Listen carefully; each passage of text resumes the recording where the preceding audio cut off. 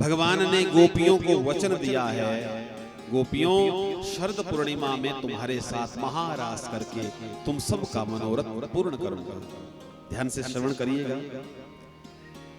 यह संपूर्ण श्रीमद् भागवत महापुराण श्री राधा कृष्ण जी का ही स्वरूप है। तेनेयम वांगमयी मूर्ति ही प्रत्यक्षा वर्तते हरे। श्री हरि की वांगमयी माने शब्दमयी मूर्ति है श्रीमद् भागवत महापुराण। ध्यान से सुनना। श्रीमद् भागवत महापुराण में 12 स्कंद हैं। कितने हैं? मैंने पहले भी बताया है, याद रखना है आप लोगों को। तो इस समय आप लोग 10वें स्कंद की कथा श्रवण कर रहे हैं, 10वें स्कंद को सुन रहे हैं। यदि श्रीमद् भागवत महापुराण भगवान श्री राधा कृष्ण जी का स्वरूप है, तो जिस 10वें स्कंद की आप कथा सुन रहे हैं ना, ये भगवान श्री राधा कृष्ण जी का हृदय है महाराज। माने भागवत भगवान का हृदय है यह 10वां स्कंद। और 10वां स्कंद यदि हृदय है तो जो कथा अब आप सुनने वाले हैं इसे कहते हैं रास पंचाध्यायी की कथा। यह रास पंचाध्यायी की कथा भगवान के हृदय में पंच प्राण हैं।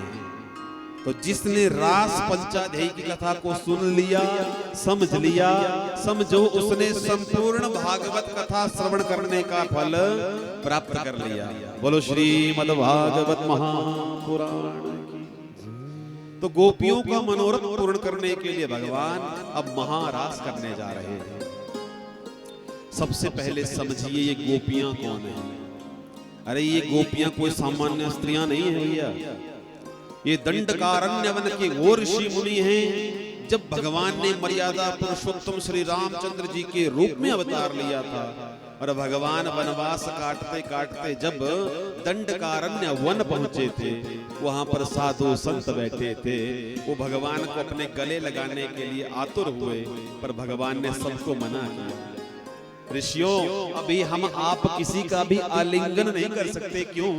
क्योंकि अभी हम मर्यादा पुरुषोत्तम अवतार में हैं और वैसे भी वनवासी हैं, अतः हम किसी का आलिंगन नहीं करेंगे।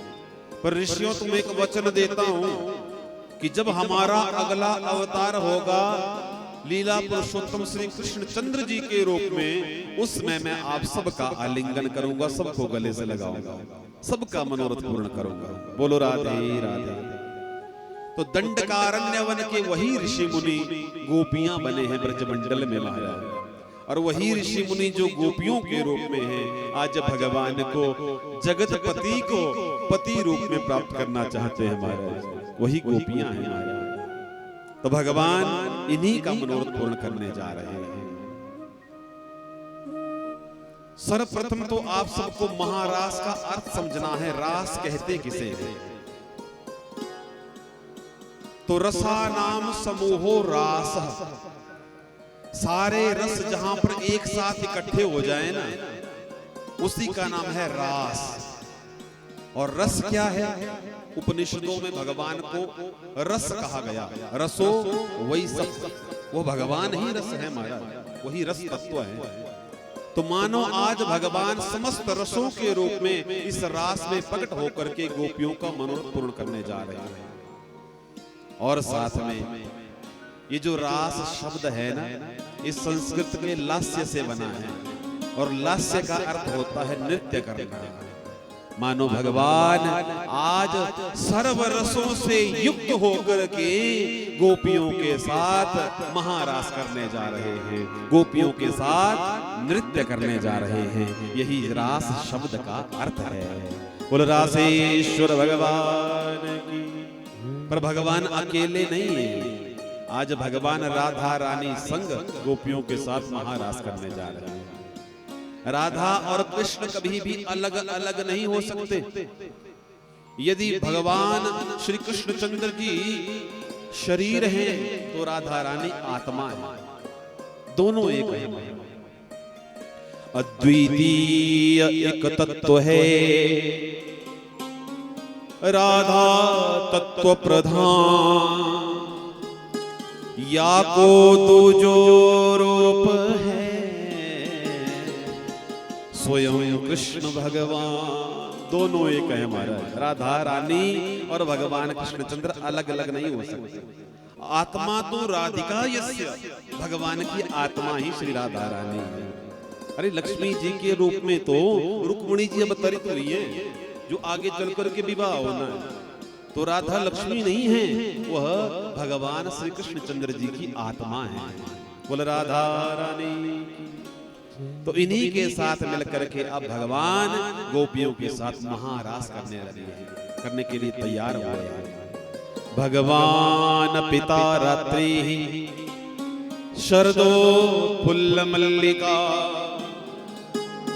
विक्षरन्तो मनश्चक्रे योग माया उपाश्रिता।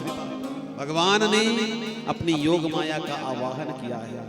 शरद पूर्णिमा की रात्रि आई है और चंद्रमा ने अपनी चांदनी चारों तरफ बिखेरी है। साथ में आज रात्रि में सारे के सारे पुष्प ब्रजमंडल में खिल रहे हैं महाराज। चारों तरफ सुगंधी ही सुगंधी फैली है। भगवान ने एक एक करके देवताओं का मान मर्दन भी किया, तो यहाँ पर भी भगवान कामदेव का मान मर्दन करने जा रहे हैं इसी लीला के माध्यम से। आज कामदेव के अनुकूल वातावरण बनाया है। चारों तरफ सुगंधी फैली है, सुंदर चंद्रमा की रात्रि है और उस रात्रि में वह वृंदा विपिन देखने में अत्यधिक सुंदर लग रहा है महाराज। चारों तरफ सुंदरता फैली है महाराज। और आज भगवान ने कामदेव को खुला निमंत्रण दिया है, आ जाओ काम, आज हमारे साथ स्त्रियां भी होंगी।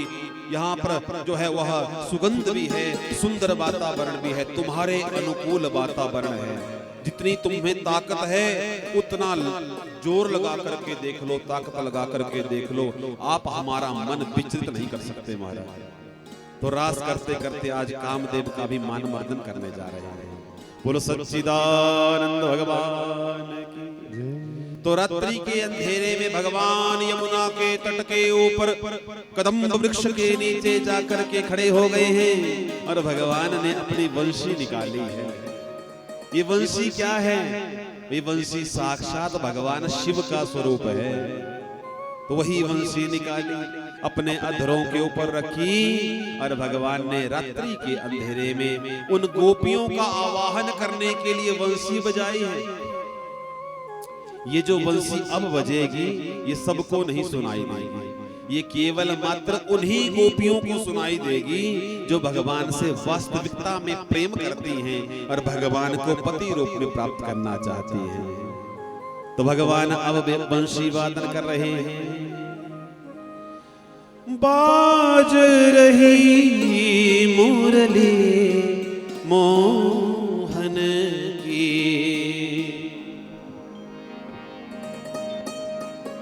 बाज रही मुरली मोहन की, बाज रही मुरली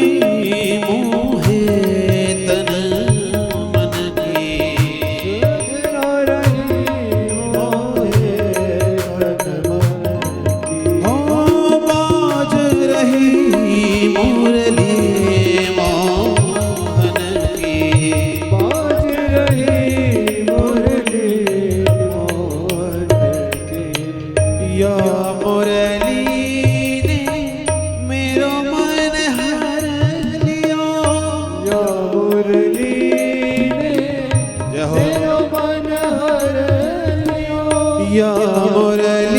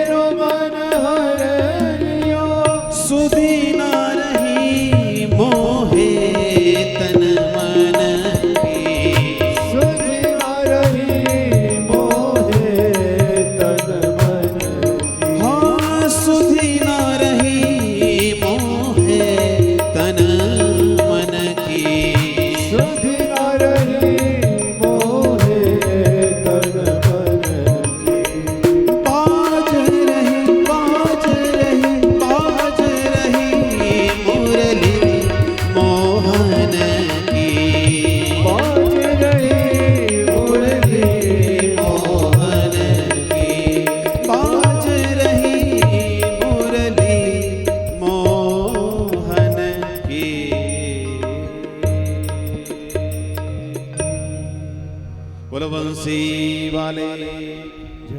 तो कदम्ब के वृक्ष के नीचे खड़े होकर भगवान ने आज बड़ी सुंदर वंशी बजाई है और यह वंशी की ध्वनि अब उन्हीं गोपियों के कानों में पड़ रही है जो गोपियां भगवान से सच्चा प्रेम करती हैं। हमारा सबको नहीं सुनाई दे रही है।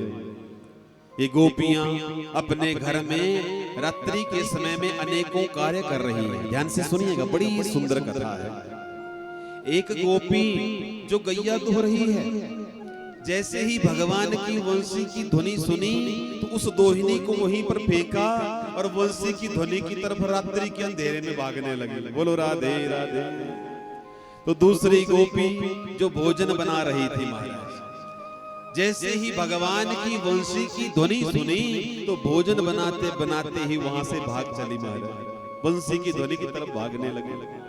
एक गोपी जो रात्रि के समय में श्रृंगार कर रही थी, पूरे के पूरे केस खुले हैं और अभी अपनी आंखों में काजल लगा रही है।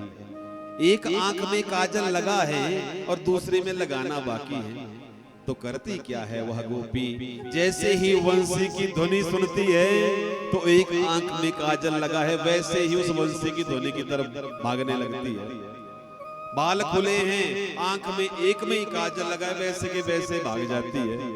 यहाँ पर संकेत कर रहे हैं बाबा, अरे ये काम की कथा नहीं है भैया। जिसके मन में ये संशय आ रहा है कि अरे ये काम की कथा है, नहीं भैया, ये काम की कथा नहीं, ये प्रेम की कथा है। बोलो राधे राधे। प्रेम का भाव क्या होता है, प्रेम का वास्तविक अर्थ क्या होता है, इस कथा से आप समझिएगा। भगवान इन गोपियों का मनोरथ पूर्ण करने जा रहे हैं। एक एक करके सभी गोपियां भगवान के निकट जाकर के पहुंच गई। भगवान ने बंसी बजाना बंद किया और गोपियों का स्वागत किया। स्वागतम वो महाभागा प्रियम किम करवाणि व्रजस्यानामयं कच्चित् ब्रूतागमन कारणम। सभी गोपियों का स्वागत करते हैं। आओ आओ ब्रज गोपियों, तुम्हारा स्वागत है, आप सबका स्वागत है। बताओ हमारे पास रात्रि के अंधेरे में क्या करने आई हो? गोपियों के प्रेम की परीक्षा लेने जा रहे हैं प्रभु। अब सभी गोपियों से जानबूझ करके पूछ रहे हैं, गोपियों बताओ क्यों आई हो रात्रि के अंधेरे में? फिर भगवान अभिनय करना शुरू कर देते हैं। अच्छा लगता है इस चंद्रमा की चांदनी में, पूर्णिमा की रात्रि में तुम इस वृंदावन का दर्शन करना चाहती हो, तब यहाँ आई हो। गोपियां कुछ नहीं कहती, बस गर्दन झुकाई है और अपने पैर के अंगूठे के नाखून से धरती को कुरेद रही है।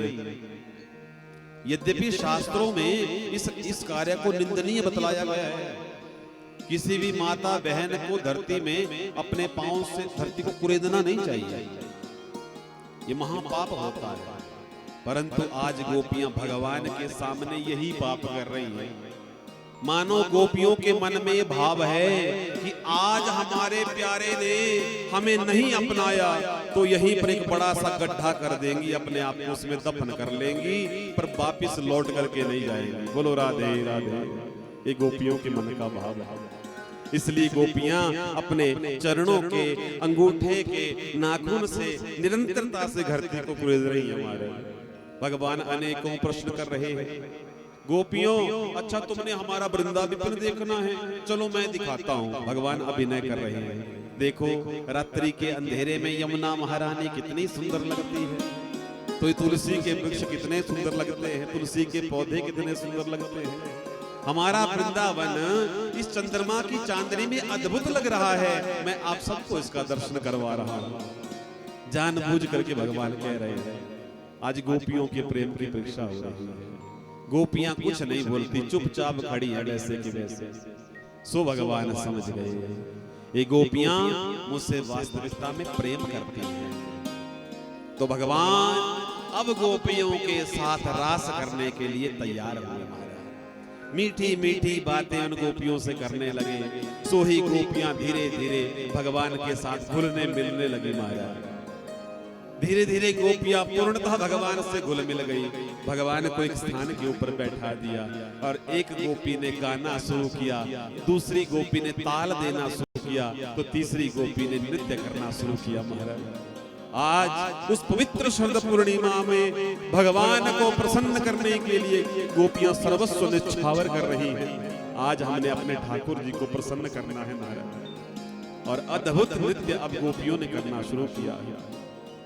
आज जीव का ब्रह्म से मिलन होने जा रहा है, आज जीव भगवान में तल्लीन होने जा रहा है महाराज। और अब गोपियां पूर्णतः भगवान को रिझाने लगी, तो भगवान भी उन गोपियों की सेवा करना शुरू कर दिए। एक गोपी जो गाते गाते थक गई, तो भगवान उसके लिए जल लेकर के आए, जल पिलाने लगे।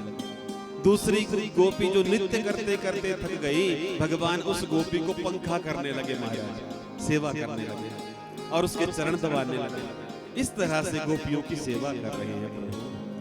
गोपियां पूर्ण रूप से भगवान से घुल मिल गई, पर धीरे धीरे गोपियों के मन में सौभाग्य मद माने अहंकार जागृत होने लग गया। गोपियां मन ही मन सोच रही हैं, अरे हम सोचती थी कि ये जो नंद का छोरा है, कन्हैया है, ये हमारे साथ उठना बैठना नहीं चाहता, हमारे साथ बात नहीं करना चाहता, पर इनको देख करके तो ऐसा लग रहा है कि ये तो हमारे बिना रह ही नहीं सकते महाराज। ऐसा अहंकार आने लगा गोपियों के मन में। और प्रिय श्रोताओं, यह बात सदैव स्मरण रखना, जब मन में अहंकार होगा तब भगवान कभी भी आपके हृदय में विराजेंगे नहीं। यदि आप पहले से भगवान के भक्त हैं, पर धीरे धीरे आपके मन में अहंकार आ रहा है, तो जैसे ही अहंकार मन में आएगा, उसी समय भगवान वहां से निकल करके चले जाएंगे। जब मनुष्य के मन में अहंकार आता है तो भगवान चले जाते हैं। तो अहंकार और भगवान एक साथ हृदय में नहीं रह सकते हैं महाराज। बोलो राधे राधे। तो गोपियों के मन में सौभाग्य मत जागृत होने लगा। सो ही भगवान ने देख लिया कि गोपियां अहंकारी बन रही हैं, मुझे इनके अहंकार को दूर करना होगा।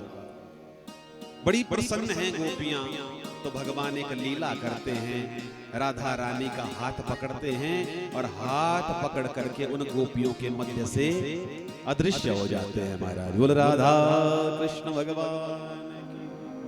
भगवान राधा रानी को लेकर के वहां से अदृश्य हो जाते हैं। और जैसे ही गोपियों ने अपने मध्य में अब भगवान को और राधा रानी को नहीं पाया ना, तो सारी गोपियां पागल सी होने लग गई महाराज। सारी गोपियां इधर उधर भगवान को देखे, अरे अभी तो यहाँ पर थे नंदराय के बेटा, अरे अभी तो कन्हैया यहाँ था, अब कहाँ चला गया। सारी के सारी गोपियां भगवान को ढूंढने लगी, चारों तरफ ढूंढने लगी। और विरह में व्याकुल होकर के गोपियां अब वृंदा विपिन के अंतःकरण में चली जाती हैं। वहां पर जाकर के सबसे पूछती हैं, कदम्ब के वृक्षों से पूछती हैं, अरे वृक्षों बताओ हमारे प्यारे कहाँ गए। तो वृक्ष कुछ नहीं कहे, मानो पागल से हो गई गोपियां भगवान को अपने मध्य में न पाकर। तो आगे चल करके तुलसी से पूछती हैं, देवी जी आप बतलाइए, अरे आपसे तो गोविंद अत्यधिक प्रेम करते हैं, बताइए वो कहाँ गए।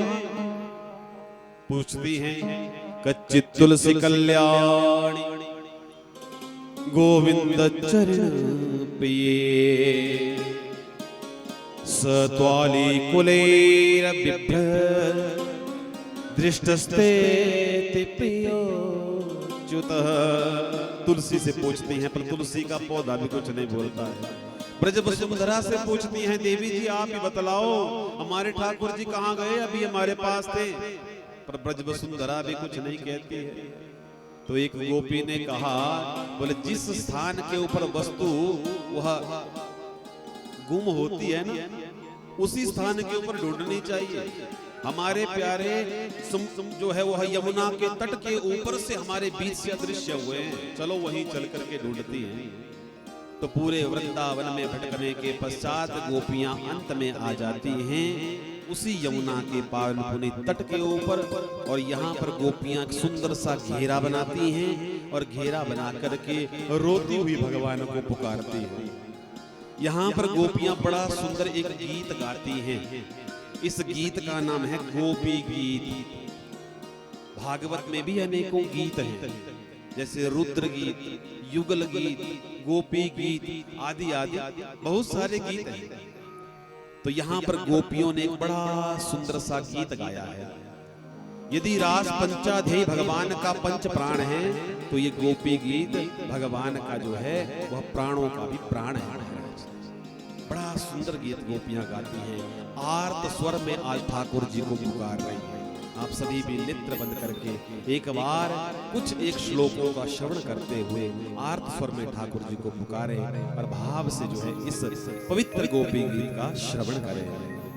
गोपियां गा रही हैं। जयति तेधिकं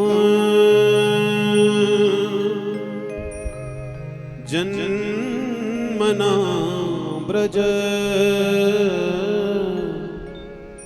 श्रयत इंदिरा शश्वतत्रही जयति तेधिकं जन्मना ब्रज श्रयत इंदिरा शश्वतत्रही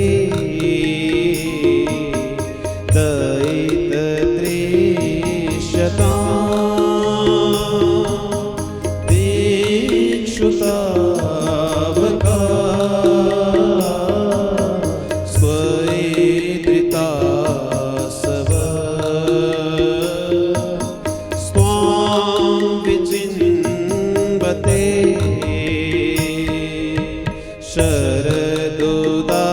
शरदुदाशये साधुजात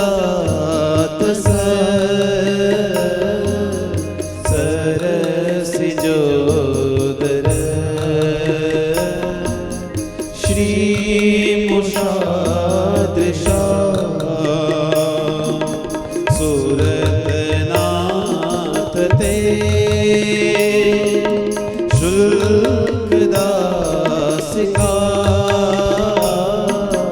वरदने तो नेह क्यों बद विष जलाप्यया व्याल राक्षसा वर्षमारुता वैद्युतानला विषमयात्मजा विश्वतो भया ऋषभके वयं रक्षिता महो न खलु गोपिका नन्दनो भवा अखिल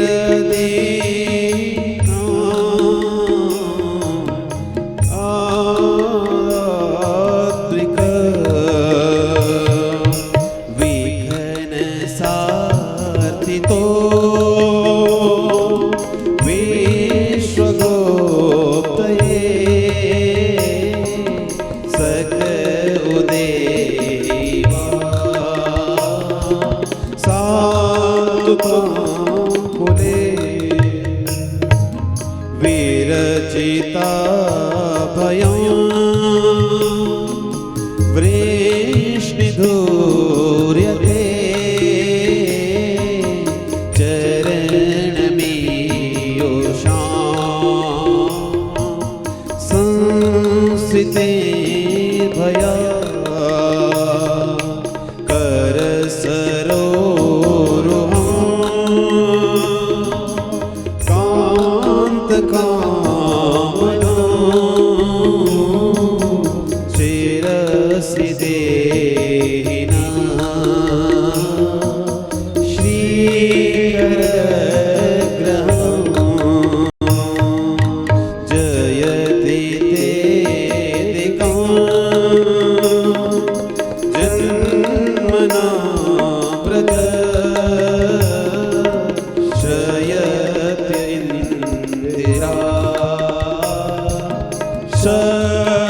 स्वतंत्र है।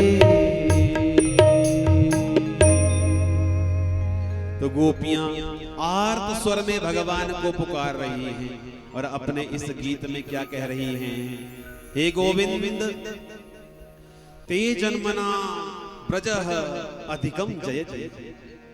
जिस दिन से आपने इस ब्रजमंडल में अवतार लिया है प्रभु, उस दिन से इस ब्रजमंडल की महिमा बैकुंठ से भी ज्यादा बढ़ गई है। माने बैकुंठ लोक से भी श्रेष्ठ यह ब्रजमंडल बन चुका है। कैसे? इसका प्रमाण क्या है? बोले इंदिरा अत्र शश्वदस्यते। लक्ष्मी यहाँ पर निरंतरता से जो विराजती हैं, इसका अर्थ है श्री हरि नारायण भी यही कहीं आसपास है। तो इससे सिद्ध होता है कि आप ब्रजमंडल में हैं। भगवान मानो पूछ रहे हो गोपियों तुम हो कौन? तो गोपियां कह रही हैं तावका हम आपकी अपनी हैं महाराज, इसलिए दयित दृश्यता आपका दर्शन चाहती है। त्वयि धिता सबह। हे गोविंद, हमने अपने प्राणों को आप में ही रख दिया है और दिक्षु त्वाम विचिन्वते। प्रत्येक दिशा में हे प्रभु हम आपको ढूंढ रहे हैं। गोपियां मानो अपने गीत में कह रही हो तब कथामृतम तप्त जीविनम। आपका जो ये कथामृत है ना प्रभु, यह तपे हुए व्यक्ति को भी शांति प्रदान करने वाला है। ऐसी आपकी कथा है। तपे हुए जीवन को माने जो त्रिविध तापों से ग्रसित है व्यक्ति, जिसको जीवन में दुख ही दुख लगा हुआ है, कष्ट ही कष्ट है, ऐसा व्यक्ति आपकी कथा श्रवण करने से शांत हो जाता है। और शांत ही नहीं होता, कभी विरीडितम कल्मषापहम। बोले बड़े बड़े कल्मशों को, बड़े बड़े दुखों को, बड़े बड़े क्लेशों को भी दूर करने वाली आपकी कथा है। और आपकी महिमा केवल हम नहीं गा रही हैं, बोले बड़े बड़े संत लोग भी आपकी इस कथा की महिमा गाते हैं। बोलो सच्चिदानंद भगवान। इस तरह से गोपियों ने 19 श्लोक में एक बड़ा सुंदर गीत गाया है। इसी का नाम गोपी गीत है। बोलो राधा रानी की। आर्त स्वर में गोपियों ने भगवान को पुकारा है। सो ही भगवान को गोपियों के ऊपर दया आ गई है और देखते ही देखते एक बार पुनः भगवान इन गोपियों के मध्य में राधा रानी सहित प्रकट हो जाते हैं। बोलो राधा कृष्ण भगवान की। गोपियां भगवान का जब दर्शन करती हैं प्रसन्न हो जाती हैं महाराज। आज भगवान अब गोपियों का मनोरथ पूर्ण करते हैं, महारास करना प्रारंभ करते हैं। आज भगवान ने समस्त गोपियों के साथ मिलकर के महारास किया है। राधा रानी संग मिलकर के महारास किया है। रासोत्सवः संप्रवृत्तो गोपी मंडल मंडितः योगेश्वरेण कृष्णेन तासां मध्ये द्वयो। दो गोपियों के बीच में एक एक भगवान खड़े हो गए। माने भगवान ने अनेकों अपने रूप बनाए और गोपियों के साथ घेरा बना करके अब नृत्य करना प्रारंभ किया है। गा रहे हैं, झूम रहे हैं और नाच रहे हैं। इधर से स्वर्ग लोक से देवियां भी इस महारास का दर्शन कर रही हैं महाराज। भगवान आज गोपियों संग उस शरद पूर्णिमा की रात्रि में यमुना के तट के ऊपर नाच रहे हैं, नृत्य कर रहे हैं। अरे वृंदावन कुंज भवन नाचत गिरधारी। भगवान नाच रहे हैं। अरे नाचत गिरधारी नाचत बनवारी। अरे नाचत गिरधारी नाचत बनवारी। वृंदावन कुंज भवन नाचत गिरधारी। वृंदावन कुंज भवन नाचत गिरधारी। वृंदावन कुंज भवन नाचत गिरधारी। वृंदावन कुंज भवन नाचत गिरधारी। नाचत गिरधारी नाचत बनवारी। नाचत गिरधारी नाचत बनवारी। नाचत गिरधारी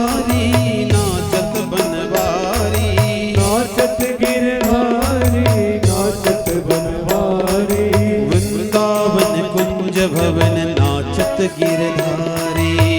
वृंदावन कुंज भवन नाचत गिरधारी। हो वृंदावन कुंज भवन नाचत गिरधारी। वृंदावन कुंज भवन नाचत गिरधारी। घन घन घन बजत ताल, घन घन बजत ताल, घन घन घन बजत ताल, घन घन घन बजत ताल। ठुम ठुम ठुम चलत चाल, ठुम ठुम ठुम चलत चाल, ठुम ठुम ठुम चलत चाल। ठुम ठुम ठुम चलत चाल। कर कर नटवर स्वरूप, कर कर नटवर स्वरूप, कर कर नटवर स्वरूप, कर कर नटवर स्वरूप। सुंदर सुखकारे वृंदावन कुंज भवन नाचत गिरधारी।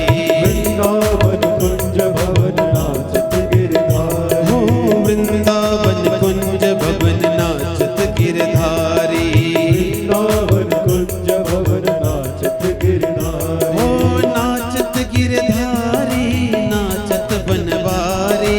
नाचत गिरधारी, नाचत बनवारी। हो नाचत गिरधारी, नाचत बनवारी। नाचत गिरधारी, नाचत बनवारी। वृंदावन कुंज भवन नाचत गिरधारी। वृंदावन कुंज भवन नाचत गिरधारी। हो वृंदावन कुंज भवन नाचत गिरधारी। वृंदावन कुंज भवन नाचत गिरधारी। वद वद वद वदन चंद्र, वद वद वद वदन चंद्र, वद वद वद वदन चंद्र। वद वद वदन चंद्र। हस हस हस हसन मंद, हस हस हस हस नमंद। हस हस हस हसन मंद। हस हस हस हस नमंद। ब्रह्मानंद नंद नंद, आनंद नंद नंद, ब्रह्मानंद नंद नंद। आनंद नंद नंद। नंदन बलिहारे वृंदावन कुंज भवन नाचत गिरधारी। कुंज भवन नाचत गिरधारी। हो वृंदावन कुंज भवन नाचत गिरधारी। वृंदावन कुंज भवन नाचत गिरधारी। हो नाचत गिरधारी, नाचत बनवारी। नाचत गिरधारी, नाचत बनवारी। हो नाचत गिरधारी, नाचत बनवारी। नाचत गिरधारी, नाचत बनवारी। हो वृंदावन कुंज भवन नाचत गिरधारी। वृंदावन कुंज भवन नाचत गिरधारी। हो वृंदावन कुंज भवन नाचत गिरधारी। वृंदावन कुंज भवन नाचत गिरधारी। वृंदावन कुंज भवन नाचत गिरधारी। वृंदावन कुंज भवन नाचत गिरधारी। हो वृंदावन कुंज भवन नाचत गिरधारी। वृंदावन कुंज भवन नाचत गिरधारी। हो नाचत गिरधारी, नाचत बनवारी। नाचत गिरधारी, नाचत बनवारी। हो नाचत गिरधारी, नाचत बनवारी। नाचत गिरधारी, नाचत बनवारी। वृंदावन कुंज भवन नाचत गिरधारी। गाइए। वृंदावन कुंज भवन नाचत गिरधारी। वृंदावन कुंज भवन नाचत गिरधारी। वृंदावन कुंज भवन नाचत गिरधारी। वृंदावन कुंज भवन नाचत गिरधारी। वृंदावन कुंज भवन नाचत गिरधारी। वृंदावन कुंज भवन नाचत गिरधारी। नाचत गिरधारी, नाचत गिरधारी, नाचत बनवारी। नाचत बनवारी। नाचत गिरधारी, नाचत गिरधारी, नाचत बनवारी। नाचत बनवारी। नाचत गिरधारी।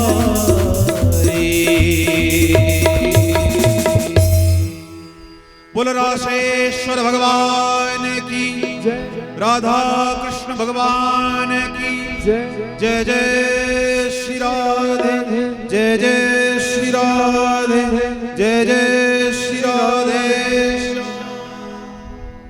तो भगवान शरद पूर्णिमा की रात्रि में गोपियों संग महाराज कर रहे हैं, नित्य चल रहा है और सभी देवगण सभी देवियां इस पवित्र रास का आनंद ले रहे हैं महाराज, सभी आनंदित हो रहे हैं।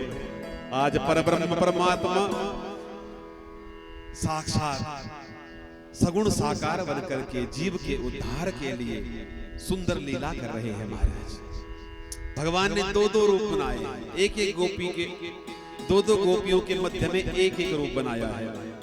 और यह रास केवल एक रात्रि में संपन्न नहीं हुई, पूरे 6 महीना तक वैसे के वैसे चलती रही। पर भगवान ने ऐसी माया का प्रभाव डाला है कि किसी को तनिक भी खबर नहीं है। वो रास वो रात्रि 6 महीना तक रही महाराज। बोलो राधे राधे।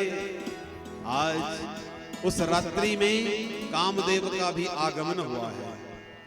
कामदेव ने आकर के अपने संपूर्ण प्रयास किए, माने हमारे ठाकुर जी के मन में काम भाव जागृत करना चाहा, पर भगवान ने आज काम को भी परास्त कर दिया महाराज। संपूर्ण प्रयास करके कामदेव वहां से भाग गया, पर भगवान के मन में तनिक भी विकार पैदा नहीं कर पाए। आज भगवान ने कामदेव को परास्त किया है, इसीलिए भगवान का नाम मदन मोहन पड़ गया है। बोल मदन मोहन भगवान। 6 महीना तक प्रभु रास करते रहे। बोल रासेश्वर भगवान। परीक्षित जी प्रश्न करते हैं, गुरुदेव भगवान तो आए हैं दुष्टों का संहार करने के लिए, फिर भगवान ऐसे कार्य क्यों कर रहे हैं, ऐसे कृत्य क्यों कर रहे हैं? अरे भगवान को तो दुष्टों को मारना चाहिए। सुखदेव बाबा प्रसन्न होकर के कहते हैं, राजन तेजी यसाम न दोषाय वहनी सर्वभुजो यथा। समर्थ को नहीं दोष गोसाई, रवि पाप सुर सरी की नाई। राजन सामर्थ्यवान व्यक्ति को दोष नहीं होता। कैसे गुरुवर? बोले जैसे गंगा जी हैं, गंगा जी में एक पापी भी स्नान करने के लिए जाता है, एक पुण्यात्मा भी स्नान करते हैं। पर पापी का स्नान करने से गंगा मलिन नहीं हो जाती। गंगा जल मलिन तो नहीं हो गया। ना जाने कितने पापी रोजाना हरिद्वार जाकर के डुबकी लगाते हैं, तो क्या गंगा पवित्र हो गई उन पापियों के स्पर्श से? नहीं। क्यों नहीं हुई? क्योंकि गंगा में इतनी शक्ति है, इतनी वह सामर्थ्य है कि गंगा बड़े से बड़े पापी को भी पवित्र कर सकती है, पर स्वयं अपवित्र नहीं हो सकती। और उसी प्रकार से अग्नि है, अग्नि में भी सूखी गीली सभी लकड़ियां जल करके भस्म हो ही जाती हैं। क्यों? क्योंकि अग्नि में उतनी सामर्थ्य है। वैसे ही हमारे ठाकुर जी में सामर्थ्य है। अरे सारे के सारे जीव उन्हीं से ही प्रकट हो रहे हैं। निरंतर यदि भगवान के विराट पुरुष का, विराट स्वरूप का दर्शन किया जाए तो कणों की भांति नित्य जीव निकल रहे हैं और कणों की भांति भगवान में समाहित हो रहे हैं। वो भगवान सर्व सामर्थ्यवान है, इसलिए राजन सामर्थ्यवान को कभी दोष नहीं लगता।